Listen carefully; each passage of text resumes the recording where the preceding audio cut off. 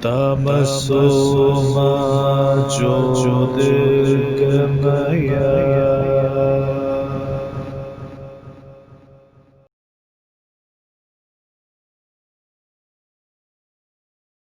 अब हम आते हैं दूसरे पद पे। आजू मैं गाई चरावन जय हो, वृंदावन के भांति भांति फल अपने कर में खय हो। श्री कृष्ण जो है जब बड़े हो जाते हैं तो वृंदावन में ग्वालों के साथ गाय चराने के लिए हट करने लगते हैं और माता यशोदा से कहते हैं कि आज मैं गाय चराने अवश्य ही जाऊंगा और वृंदावन के जो तरह तरह के फल है वह अपने हाथों से तोड़ करके खाऊंगा। ऐसी बात कहो जनी बारे, देखो अपनी भांति, तनक तनक पग चलियो कैसे, आवत है राती।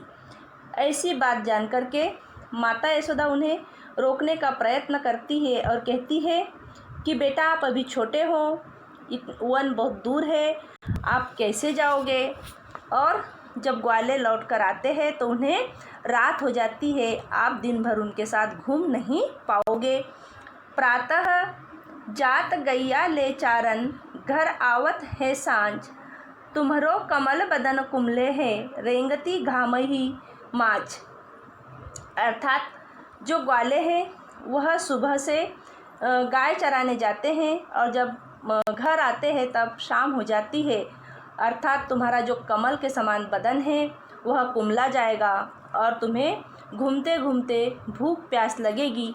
इस तरह से माता यशोदा जो है उन्हें रोकने का प्रयत्न कर रही है।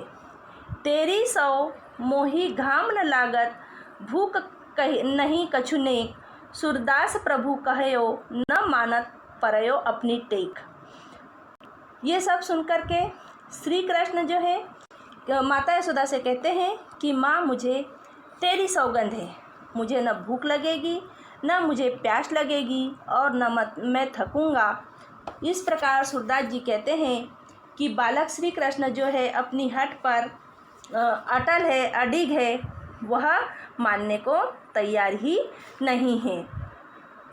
अब तीसरा दोहा है इसमें, संदेशो देवकी सो कहियो, हो तो धाई तिहारे सूत की, मया करत ही रहियो।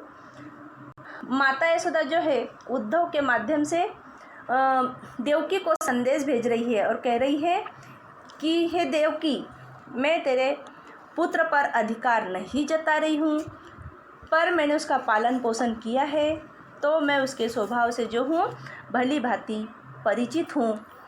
तुम उस पर अपनी दया ममता करती रहना। यद्यपि टेव तुम जानती उनकी, तऊ मोही कही आवे, प्रातः हो तब मेरे लाल लड़ेते, माखन रोटी भावे। जब मतलब वो बहुत जिद्दीले स्वभाव के हैं, तुम जानती हो, और मेरे लाडले मोहन को जो है प्रातः काल में माखन रोटी ही भाती है, अतः तुम उसे प्रातः काल में माखन रोटी ही खाने को देना। तेल उबटनो अरु तातो जल, ताही देखी भजी जाते, जोई जोई मांगत सोई सोई देते, क्रम क्रम करी के नहाते। तेल उपटन और गरम जल, जब वो नहाने के लिए देखते हैं तो वो गरम जल और तेल उपटन को देख करके दूर भाग जाते हैं। उन्हें बड़े मुश्किल से मनाना पड़ता है, अर्थात वो जो मांगते हैं उनकी इच्छाएं, सारी इच्छाएं पूरी करनी पड़ती है। इस तरह से उन्हें जैसे तैसे नहाने के लिए मनाना पड़ता है। तो आप उस पर कृपा करते रहना और वो जो मांगेगा उसकी सारी इच्छाओं को पूरी करके तुम उन्हें नहाने के लिए मनाना।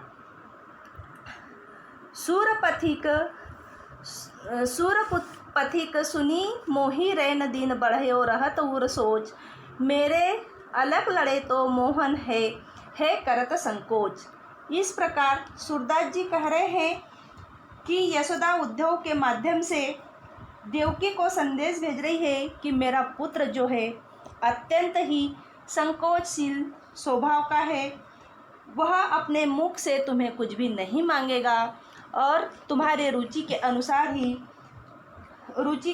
ही अपने इच्छाओं को मारकर चलेगा। मतलब जैसा तुम चाहोगी वैसा ही वह चलेगा। तो आप उस पर दया कृपा करती रहना और उसकी इच्छाओं को पूरा करते रहना। इतना समझ में आ गया है बेटा आप लोगों को? आप लोगों को इसको कॉपियों में नोट करके रखना है। मैं आप लोगों को PDF सेंड कर दूंगी, तो ये आपको कॉपी में लिख करके और मुझे सबमिट करना है। मैं चेक करूंगी कि कौन कौन से बच्चों ने सबमिट किया है और कौन से बच्चों ने सबमिट नहीं किया है। Thank you.